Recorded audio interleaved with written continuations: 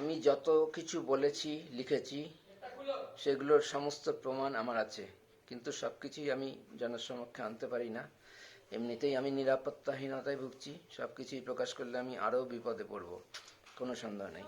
তবে নিরুপায় হলে সেটা করতে পিছু হটব না। এটা আগের লেখা, এখন বলছি আমি নিরুপায় হয়ে আমি সব প্রকাশ করতে বাধ্য হচ্ছি। সব সব মানে সব। কারণ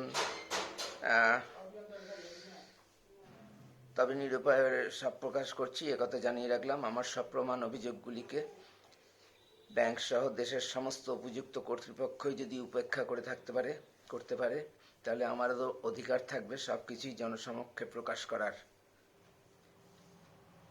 এই জন্যে আমি সব প্রকাশ করছি। আমি সব হজম করে নেব এত অন্যায়, অবিচার, অত্যাচার। ডেমোক্রেটিক কান্ট্রি প্রায় শুনি খবর টবর, এখানে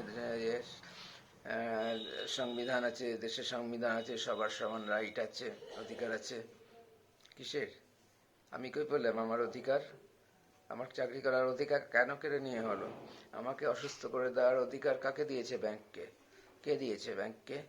ওই অফিসারদের। এত অপমান করা, এগুলো একটা জীবন ভালোভাবে তৈরি করতে, ডিসিপ্লিন লাইফ, সিনসিয়ারিটি, রেসপন্সিবিলিটি, এগুলো তৈরি করতে খুব যথেষ্ট কষ্ট করতে হয় এবং নিয়ম শৃঙ্খলার মধ্যে দিয়ে যেতে হয়।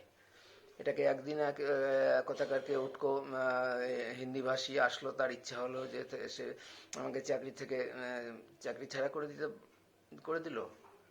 তাও একটা খুব ইম্পর্টেন্ট কাস্টমার, ক্যাশক্রেডিট কাস্টমারের ইচ্ছা পূরণ করতে বা সন্তুষ্ট করতে থাকে। এটা হতে পারে না। আমার শাস্তি তো অলরেডি হয়ে গেছে, যদিও আমি শাস্তি ছাড়বো না।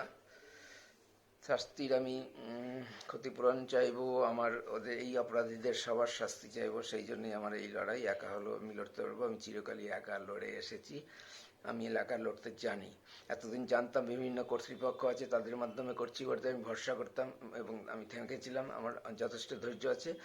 এখন সব জায়গা আমার বন্ধ, রাস্তা বন্ধ হয়ে গেছে, আর কারোর মাধ্যমে আমার চেষ্টা করার সুযোগ নেই। কাজেই এখন আমি নিজেই চেষ্টা করব, যা করার নিজে করবো, এবং সে সাহস আমার আছে। যদি আমার ক্ষতি হয়, যদি মারা যাই, যদি সুইসাইড করি, সহ্য করতে না পারে, ব্যাংক দায়ী, উজ্জ্বল কুমার দায়ী, বিশাল কুমার দায়ী, পার্থ চক্রবর্তী দায়ী, আর জানি না কে কে দায়ী। এরা অবশ্যই কাস্টমার, খুব ইম্পর্টেন্ট কাস্টমার। শুনে তো মনে হচ্ছিল যে খুব ইম্পর্টেন্ট কাস্টমারের নির্দেশ আছে আমার উপর এই দমনমূলক ব্যবহার, অত্যাচার করার। ওই অত্যাচারের অডিওটা শুনলে বুঝে যাবে।